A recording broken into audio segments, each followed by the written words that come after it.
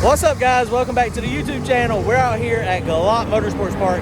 It is Thursday night, testing tune. We made a lot of changes to the car, so we got to make sure the car goes straight. My goal is to make one pass and one pass only. Go out there. I've got my no prep tune up in it. Tracks will be really sticky. Not trying to get data for the Rockingham race. Simply trying to make sure the car is going straight. It may or may not. We also had to tie down the front end a little bit, so we're not going to have as much travel as I wanted, but it was binding up the ball joints and it's making it hard to steer. When you're no prep racing, you got to be able to put quick input into the steering wheel.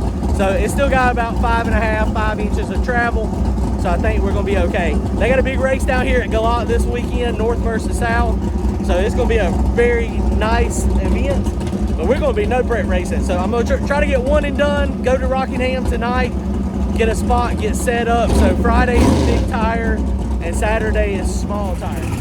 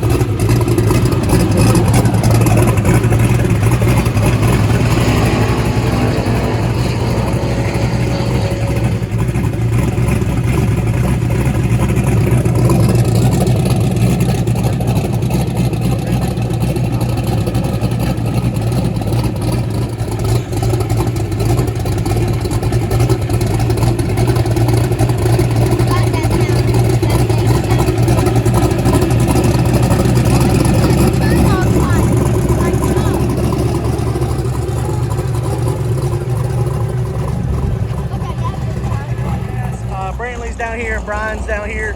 Randy was going to come, but this is a long ways to come and hopefully just make one pass. We still got the old Hoosiers on it.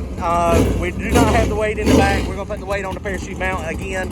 We got 100 pounds inside the car, and you can see there's a ton of water that got blowed out of this thing when I cranked it. It had a lot of condensation. It's starting to get hot, so we're just cranking up the tire pressure just a little bit. We're going to crank it up in the front and the back, and then that way hopefully we'll make a decent pass.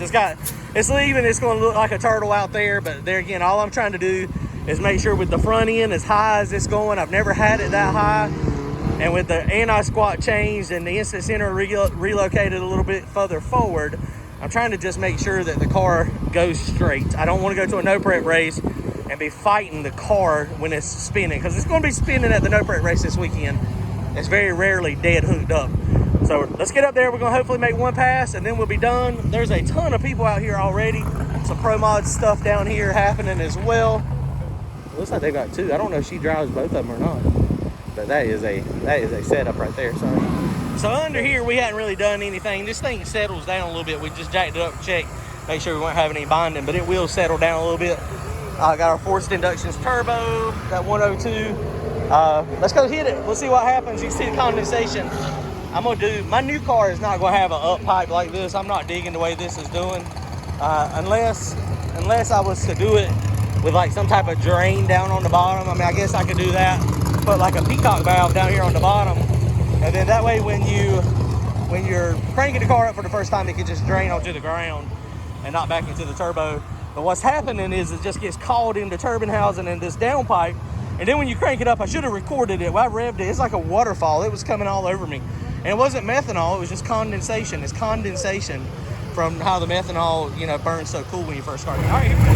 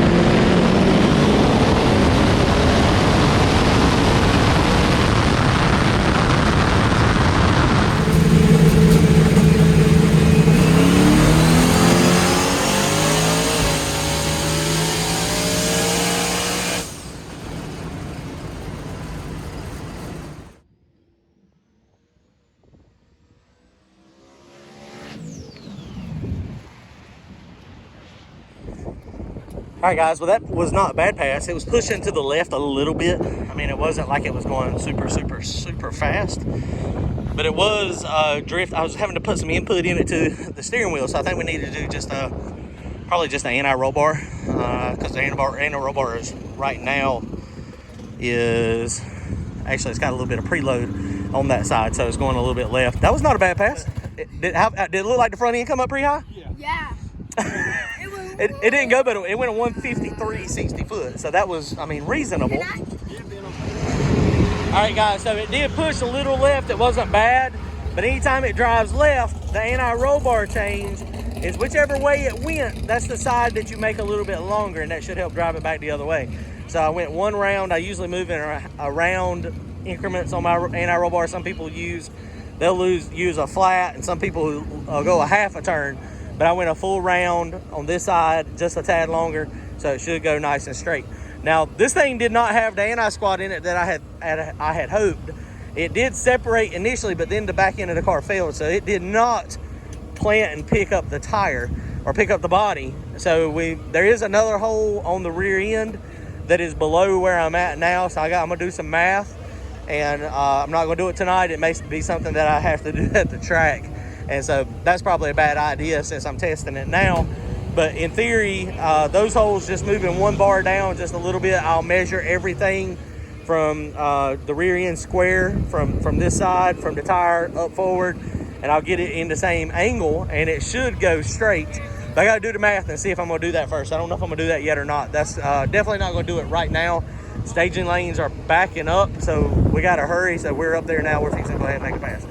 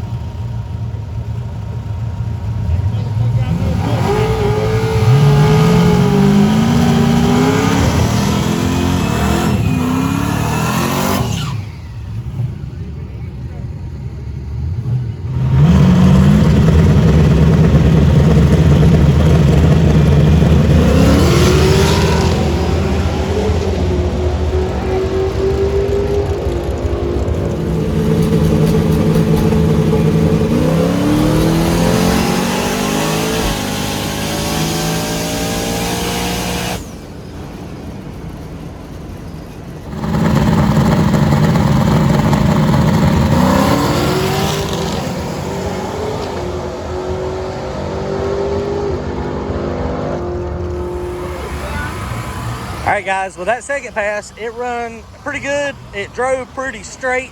If you notice in the in-car, the wheel, I was putting very little input. And there's a couple times it was actually going to the right and I had to drive back left. So that's about perfect. So I'm happy with the way that is. It's not separating a lot in the back like I had wanted it to. So I may move that bar down one more hole. The lower control arm on the rear end. If I move it down to that bottom, I just got to do the math and see what it calculates out to be. As far as anti-squat wise, it's separating a little bit, but not as much as I wanted to. Lifting the front up super. We know we're going to have more weight on it in the back when we get going, so that's going to be a difference as well.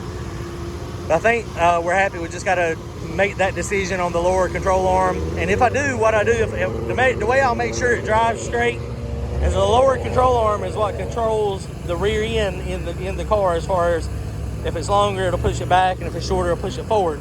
So what I'll do is, since my fenders are butchered up down here, I'll measure from the tire usually to that door jamb, because that's a spot that has not been altered, and I'll do it on both sides. There's also a pinch weld underneath the bottom.